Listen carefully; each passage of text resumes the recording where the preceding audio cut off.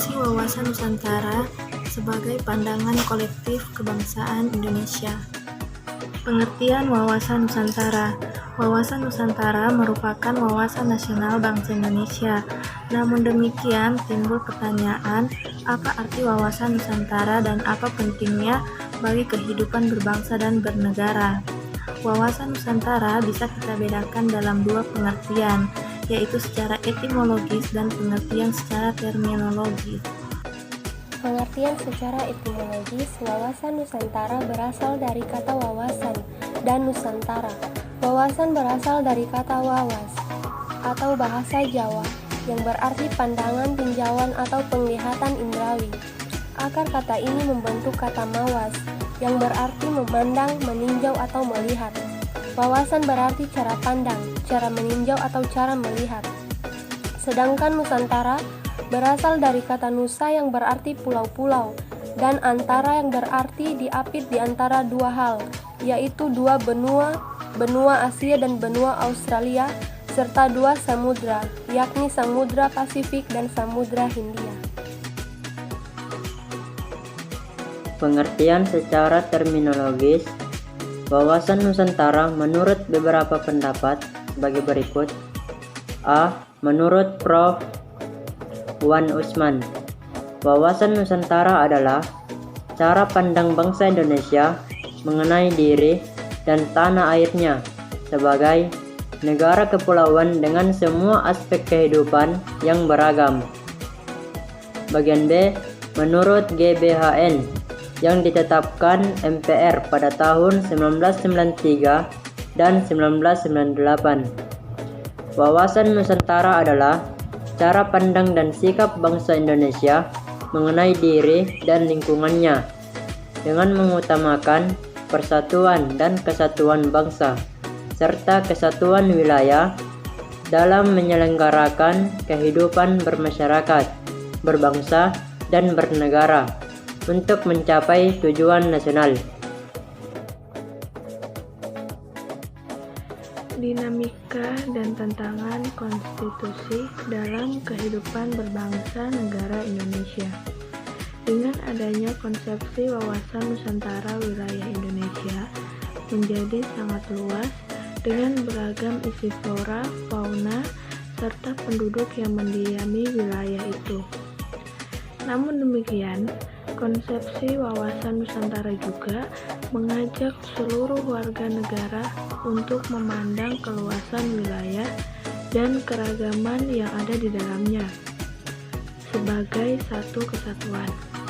Kehidupan politik, ekonomi, sosial budaya, pertahanan, dan keamanan dalam kehidupan bernegara merupakan satu kesatuan. Menggali sumber historis, sosiologis, dan politik tentang wawasan Nusantara. Lahirnya konsepsi wawasan Nusantara bermula dari Perdana Menteri Insinyur Haji Juanda Kartawijaya yang pada tanggal 13 Desember 1957 mengeluarkan deklarasi yang selanjutnya dikenal sebagai Deklarasi Juanda. Isi pokok deklarasi ini adalah bahwa lebar laut teritorial Indonesia yaitu 12 mil yang dihitung dari garis yang menghubungkan pulau terluar Indonesia. Dengan garis tutorial yang baru ini, wilayah Indonesia menjadi satu kesatuan wilayah.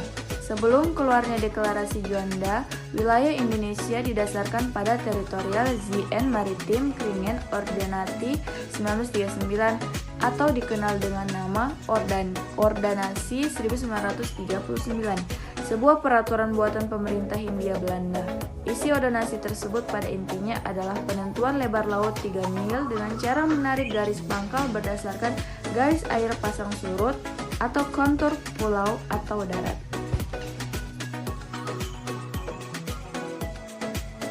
Esensi dan urgensi konstitusi dalam kehidupan berbangsa bernegara. Sebagaimana telah dikemukakan di muka, esensi atau hakikat dari wawasan Nusantara adalah kesatuan wilayah dan persatuan bangsa Indonesia. Mengapa perlu kesatuan wilayah? Mengapa perlu persatuan bangsa? Sebelumnya, Anda telah mengkaji bahwa sejarah munculnya wawasan Nusantara adalah kebutuhan akan kesatuan atau keutuhan wilayah Indonesia yang terbentang dari Sabang sampai Merauke. Wilayah itu harus merupakan satu kesatuan, tidak lagi terpisah-pisah oleh adanya lautan bebas.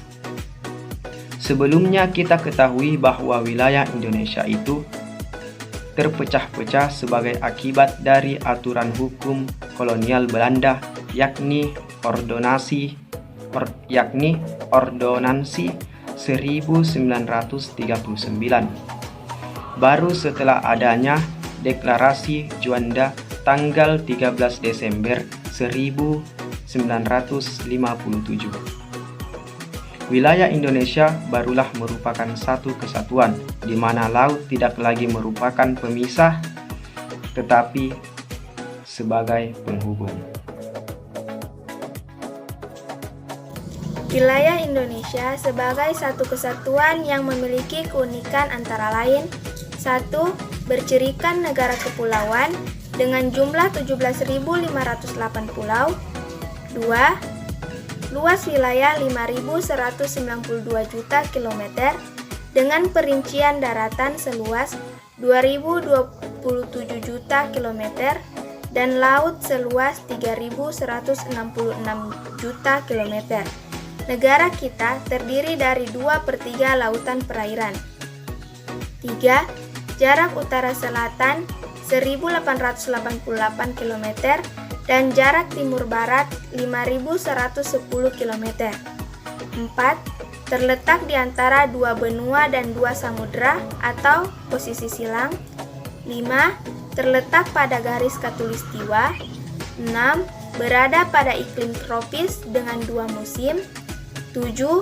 Terjadi pertemuan dua jalur pegunungan yaitu Mediterania dan Sirkumpasifik. 8.